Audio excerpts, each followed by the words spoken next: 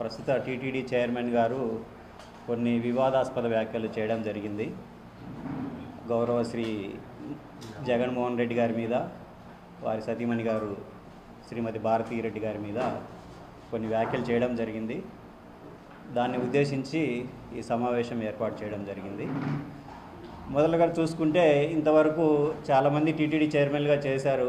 నాకు గుర్తున్నంత వరకు కొందరు వైవి సుబ్బారెడ్డి గారు కానీ, కరుణాకర్ రెడ్డి గారు కానీ, అంతకుముందు పుట్టా సుధాకర్ యాదవ్ గారు కానీ, ఆదికేశవ నాయుడు గారు కానీ, చంద్రబాబు ఇలా పార్టీలకు సంబంధం లేకుండా వివిధ నాయకులు వారికి లభించినటువంటి ఆ అవకాశాన్ని పార్టీలకు అతీతంగా వాళ్ళు నిర్వహించి ఆ దేవభక్తిని పొందడం జరిగింది.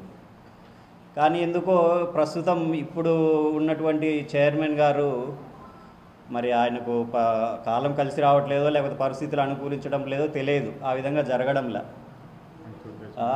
ఇంకా ఈయనకి ఏ కోటాలో ఈ విధంగా చైర్మన్ పదవి వచ్చింది అనే దాన్ని ఆలోచించినాం అనమాట. అంటే రీజన్స్ ఏమి, ఈయనకు ఏ కోటాలో వచ్చింది అని ఆలోచిస్తే ఈడేమన్నా అన్నమయ్యలాగా అపర భక్తుడా, లేకపోతే ఏమన్నా సంకీర్తనలు ఏమన్నా చేసినాడా, లేకపోతే రాఘవేంద్రరావు గారిలాగా ఏమన్నా అన్నమయ్య సినిమాలు చాటి దేశ విదేశాలకు ఏమన్నా దేవభక్తిని ఏమన్నా చాటి చెప్పినాడా, లేకపోతే అపర భక్తితో ఈయన గారు ఏమైనా దేవుణ్ణి నిత్యం కొలుస్తూ ఉన్నాడా అని చెప్పి వివిధ కారణాలు ఆలోచించి ఏం లేవు. ఆయన లాస్ట్ 10 సంవత్సరాల్లో దేవుని దర్శనం కూడా చేసుకోలేదని విన్నాను. సో ఆ కారణాలు పక్కన పెడితే ఇంకా వేరే డీప్గా అనాలిసిస్ చేసినాం అనమాట.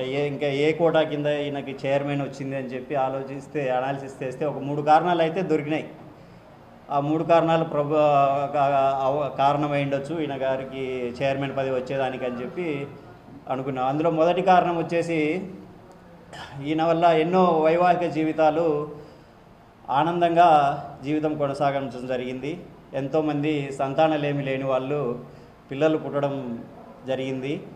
ఎందుకంటే ఈ 2 జరగాలంటే మెయిన్ వాళ్లకు ప్రేమ అనురాగాలతో పాటు శృంగారం కూడా ఎంతో అవసరం.